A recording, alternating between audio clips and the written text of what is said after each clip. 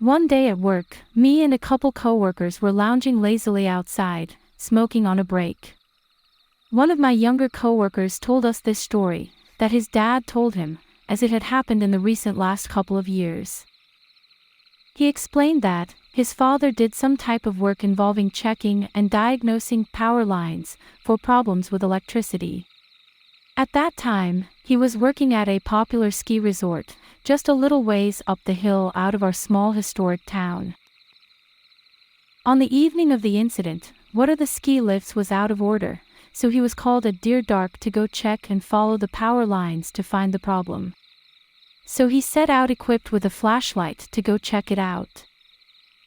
After he checked a couple poles and followed the lines, he sat down for a break before continuing.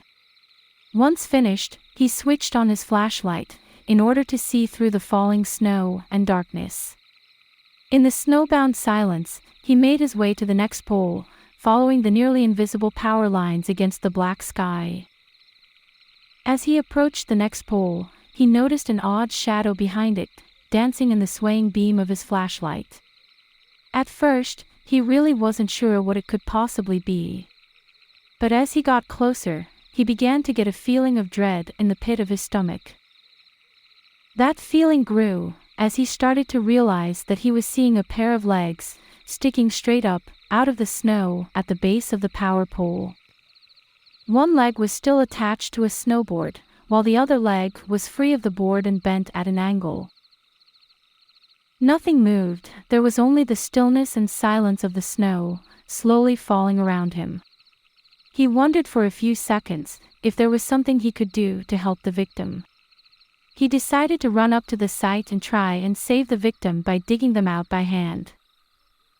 He dug and dug, furiously and panicked, only to realize as he dug down enough to expose half of the body, that he was much too late to save them. He's not sure how long he just sat and cried, helpless to save them. Eventually, he got up and went to inform the necessary people of his grisly discovery. But the staff had already known whom he had found. Apparently, earlier that day, a family had reported their daughter missing to the ski resort staff after she had left the group to catch the ski lift up to board back down. When she failed to return after a couple hours, they started to worry. That worry turned to terror after over 8 hours had passed. What had happened was that, on her way down the hill while snowboarding, she most likely noticed the power pole a little late, and trying to stop, she fell headfirst into a tree hollow hole that had formed at the base of the power pole.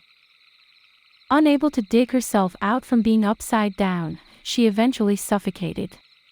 She had managed to yank one foot loose from the binding on the snowboard, in her desperation to free herself. To me, that was the most terrifying part.